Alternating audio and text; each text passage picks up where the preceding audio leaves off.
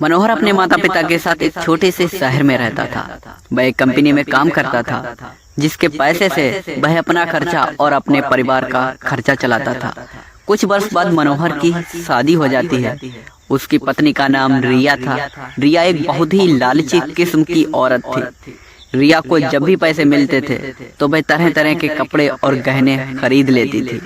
वह जब भी किसी समारोह में जाती थी तो हमेशा नए नए कपड़े और गहने पहनकर ही जाना चाहती थी। जब उसके पास नए कपड़े और नए गहने नहीं होते थे तब वह अपने पति मनोहर से जिद करके खरीदवा लेती थी। उसके लालच से उसका पति भी तंग आ गया था। मनोहर रिया को हमेशा समझाया करता था कि हमारी कमाई उतनी नहीं है कि मैं तुमको हर समारोह में जाने के लिए अलग अलग तरह के कपड़े और गहने खरीदवा कर लाया करूं। मगर रिया उसकी बातों को मानने के लिए तैयार ही नहीं होती थी।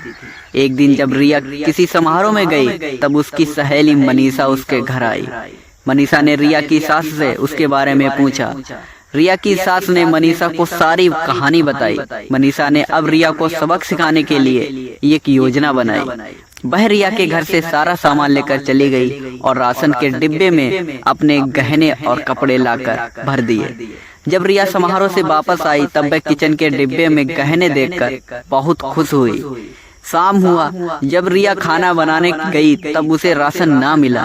तब उसने अपनी सास से पूछा, सारा राशन कहाँ गया? उसकी सास ने जवाब दिया, मैंने सारा राशन और घर का सारा सामान बेचकर तुम्हारे लिए गहने खरीद लिए हैं। तुम बदल बदल कर हर दिन नया पहनो। रिया बोली, मगर खाने के बिना मैं गहने और कपड़ों का करूँगी क्या? तभी उसकी सहेली मनीषा आई और उसने रिया को सब कुछ बताया कि यह तुमको सबक सिखाने के लिए किया गया था। अब रिया को समझ आ गया था, जीवन जीने के लिए सबसे ज्यादा जरूरी भोजन होता है, ना कि बदल बदल के गहने और कपड़े पहनना। रिया अब अपने पति की कमाई के अनुसार ही सारा काम करती थी और वह खुशी खुशी रहने लगी। दोस्तों, कहानी अगर पसंद आई हो तो वीडियो को लाइक और चैनल को सब्सक्राइब जरूर करें। धन्यवाद।